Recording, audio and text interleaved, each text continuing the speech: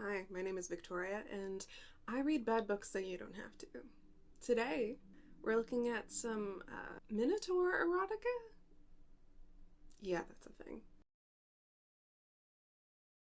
Not to state the obvious, but this book is trash.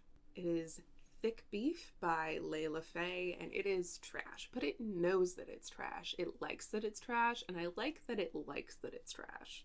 You know what I'm saying? There are some books that we delve into on this channel that are completely unaware that they are trash and don't lean into it the way that they should. But this book opens with this author's note. If you've already read the series, no trigger warning necessary. We're all here to have fun, laugh, and enjoy our flavored monster, aren't we? I like Layla. She seems fun. Here are all of the trigger warnings in case you need them. So we're all prepared now? Great. We open with our main character, Judith, running from the mob. She is being chased by a couple of dudes because she owes them like $30 million, $15 million, $30 million, a stupid amount of money. It's not her debt, but her father's debt, and her father died, so now she has to pay it, and the mob is really mad at her.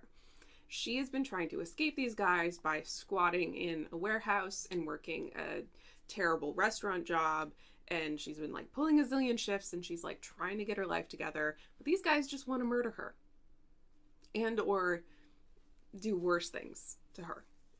So she's like having a bad time right now. She is parkouring her way through this warehouse district and ends up finally like breaking into a different warehouse and getting inside. She thinks she's safe. Everything is fine. She realizes, though, very quickly that there's some things that are wrong with this warehouse. First of all, she can't find another door out. Second of all of the, like, rooms are, like, very narrow. There's no doors. It's just, like, this one long, wandering corridor, almost like she's stuck in a labyrinth of some sort. She can hear animal sounds, like grunting, and also the sound of women screaming far in the distance. This seems like it's going to be a bad time. A new wave of dread pours down my spine when I hear a female scream close by. Then a disheveled woman in a torn dress dashes out from behind a bend and barrels into me. Her hair is tangled. There is dirt on her face. Her lipstick is smudged, and she laughs, breathless, stopping next to me. Her eyes flash with giddy excitement, and she grips my arms, leaning in. She's taller than me, even though she's not wearing shoes. "I haven't seen you before," she says, panting in my face. For a moment, I think I smell food on her breath, something meaty and delicious. My stomach twists. First time's always the best, but when one catches you, tell him you haven't done this before, yeah? Or you might get rough. Well, that's ominous. The woman, runs down a different path, and Judith hears her get caught. And the woman seems to like it. She's having a good time over there. Judith can hear them kind of going at it. And Judith is, at this point, more curious than freaked out now. She hears an animal behind her in the maze. She turns around to see what exactly she's running from, and she sees this just massive creature standing on two hooved legs. If humans were enormous and perfectly shaped, with slabs of muscle, it is. He has tattoos, too. I let my eyes dart up, still frozen in my shock, and my eyes lock with his. And God, I think he's an intelligent being, not an animal. There's a spark in those eyes. Awareness. I appreciate this detail because sometimes in these monster romance scenarios, it's not always super clear how consensual this is. I've read some Bigfoot stuff that's definitely so many, just the red alert going off, like it's not okay anymore. But it seems like Layla has got that covered. This guy can consent. He knows what he wants. And what he wants is Judith. The thing, this giant minotaur beast, it's got a bull's head and hands though, but hooved feet. It's really hairy, and you get it. You saw the cover. You get it. This beast gets hard looking at her, and it's wet. The thingy is wet. We covered this in my mermaid video, but I'm not a huge fan of self-lubricating what's-its. It's not my thing. It feels slime. I feel like it would be slimy, and slimy is not one of my favorite textures. You do you, though. Also, apparently he smells good, which is nice. Like, he's like sweaty, but with like a hint of really expensive cologne. It's not like a cow adjacent scent, which is, again, I appreciate Layla's attention to detail here. I don't want to have intercourse with something that smells like an animal. This guy then threatens to do things to her, and Judith just takes off. Chasing seems to be his thing, and as she runs, she sees that it's not just him in there, but there's more of them, more than the one that caught the other lady. She runs into a smaller version, and like a battle ensues where they're like, there's horns and like hooves and like they're like, and it's cool in like a, this is the scene that you go see Jurassic Park for type of way, not in like a, oh, this is so erotic kind of way, you know? Like, it's just cool to see animals fighting. The one that she met first wins the battle, obviously. And she realizes as she stands there kind of staring at them that like she can't run anymore. She's exhausted. She was already running from the other guys, so like she's done. You can't just decide I'm yours, I say, my voice shaking.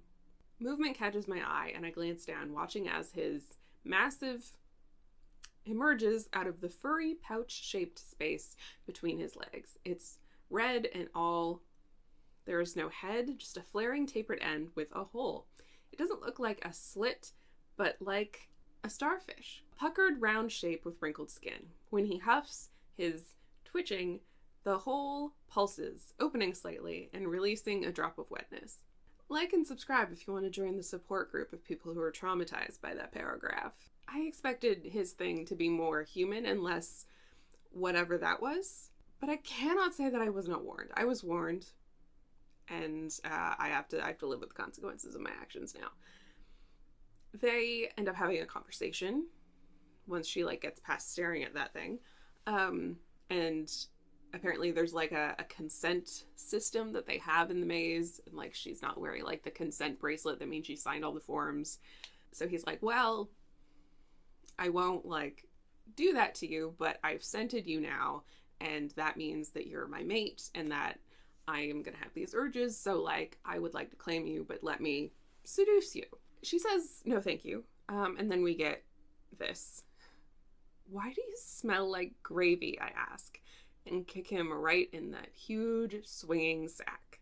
I feel like I know where this is going, and I don't like it. So Judith kicks him where the sun don't shine and manages to find a door and run outside. Unfortunately, the mob has been waiting for her outside that door. She is freaking out because she like is still, she can't run anymore. She's done. She's not in it for another chase scene. But luckily, the Minotaur follows her out and does some unflattering things to those guys. Because there will be more guys coming, she agrees to go home with him, and he offers to protect her and make sure that nothing happens to her, while also promising not to like do anything to her. So she doesn't really have much of a choice in this because she is kind of homeless, so, but you know, I'll take it. He takes her home, and she finds out that he lives in a sprawling mansion. She calls it a mansion. He's like, no, my mansions are in like other places. I have homes elsewhere that are bigger than this. This is just my little cozy shack. And it's a mansion. He finally introduces himself as Lysander. I think I'm pronouncing that right. And he gives her time and privacy to kind of clean up. The hot shower and thoughts of him are very arousing, apparently. It's been a very long time since I last felt my coochie stir.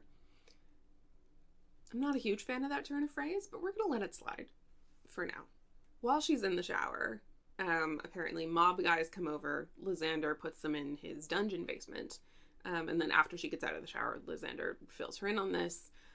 They start joking about how many favors she will owe him for saving her life again.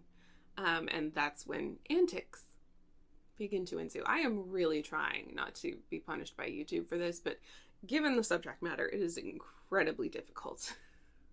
So I have a lot of thoughts on the antics. Often I will not describe them in detail if it's like not important, really. But I have thoughts. However, you would just have to read it for yourself if you really want to know what happened. Suffice to say that there are things that happen there that could not happen with human male anatomy on many, many levels. Depending on what you're into, you may or may not want to know. Maybe this is for the best. Also, my suspicions are right, and his stuff tastes like gravy. I feel like that's like a thing in this series. Like, it's part of the brand. I don't know how I feel about that personally. I'm on the fence.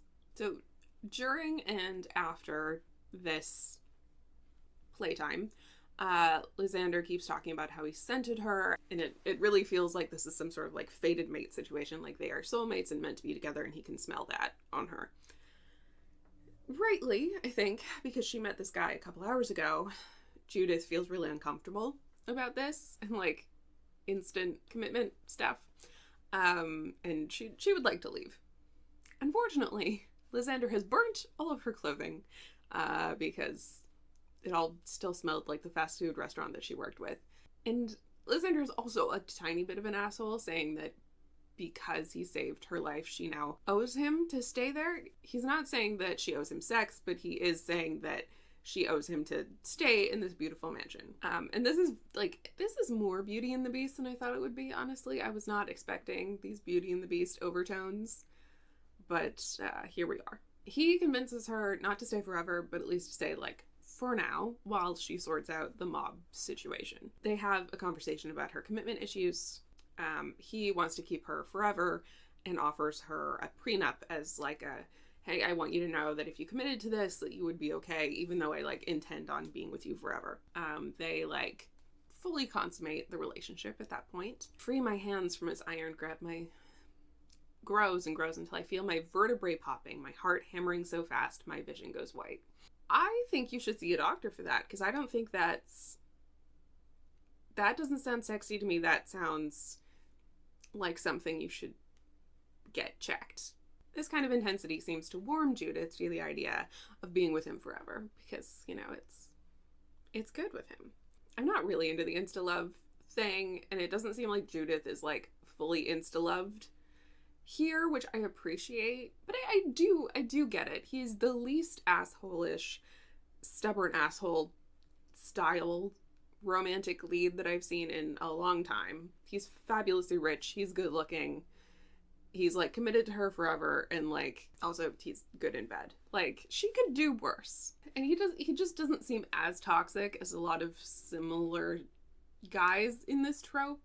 So like, it's fine, I'll take it. Maybe I'm going a little easy on it, but like, I'll take it. The next morning, Judith wakes up to a massive walk-in closet full of clothes and shoes. Lysander says that this comes at a cost of doing him a favor. Not a spicy favor, but a regular favor. He gives her some combat boots and tells her to come down with him and deal with the men in the basement. I feel like the author handles this very delicately in that Judith is not immediately like gleeful about the possibility of what she could do to these guys in the basement, but she's not also like, oh no, I could never, because like, that's kind of boring, right? Like, we want our characters to be a tiny bit bloodthirsty, but not like so bloodthirsty it's concerning. And she like really hits the balance on that one, I feel. Like, she wants the revenge because they've like screwed up her life a lot, but also is not thrilled at the idea of like doing all sorts of unhinged things to them. But Lysander takes her down, wearing her combat boots, and he gets her to kick the guy in the balls as hard as she possibly can, which it feels like a good tie-in with how she escaped Lysander the first time. That feels nice and suitable. You know, it feels good. So they deal with that, and then we immediately go to the epilogue, and she's happy and super preggers, and they're having a great time. And it's been a year, so it's not like she immediately got preggers in like a month. Usually I'm not a huge fan of when they're immediately like, let's be parents in a romance novel, mostly because so many of the books that I read are about really toxic people who shouldn't be together, but I don't hate it as much here. this is a fine ending. So, this was kind of good. Like, it's trash, but it's like good trash. It's yummy trash. We like this trash. I would read more of her work. I had a good time. I didn't necessarily uncover any new kinks, but maybe you would if you are into this sort of thing. If you like this sort of spice flavor, I would recommend checking this out. Why is it always the weirdest ones that I'm into? It was this and the furry one that I was like, you know what? I'm on board for this. What is wrong with me? Okay. If you also had a good time today, please like and subscribe. I would love to have you here. I will be doing so many monster books over the course of this month. I'm so excited to share all of these with you, traumatize you in so many different ways. It's going to be great. Thank you so much for staying with me. I will see you next time. Bye.